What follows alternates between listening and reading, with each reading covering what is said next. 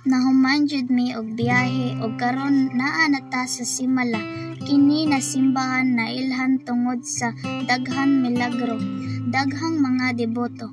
Ang muanhi matag adlaw magampo, magpasalamat og mangayo og tabang. Domingo karon og grabe kadaghan ang mga tawo diri. Naglinya gyud ang mga deboto paingon sa altar. Halos walay hunong ang pila. Bisan init nagpadayon gyapon ang ilang pag-ampo o pagtuo.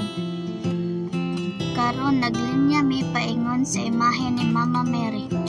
Pahibalo bawal ang pagsulod og sapatos kung mosulod na ta sa imahe ni Mama Mary.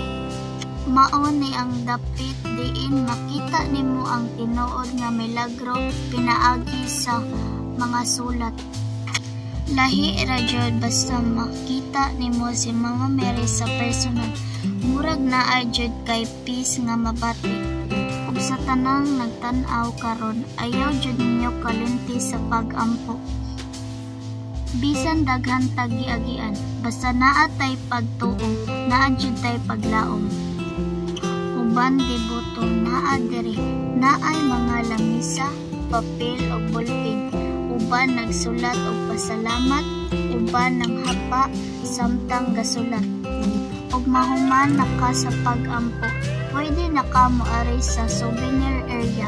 Daghang kapili ang mga rosaryo, keychain, kandila ug imahe ni Mama Mary ug mga religious items.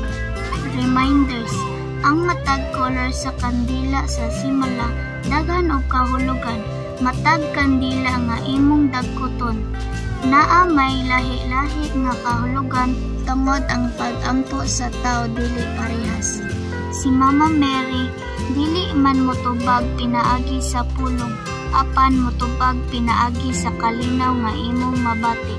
Bisan wala pa nimo mabasa ang tubag.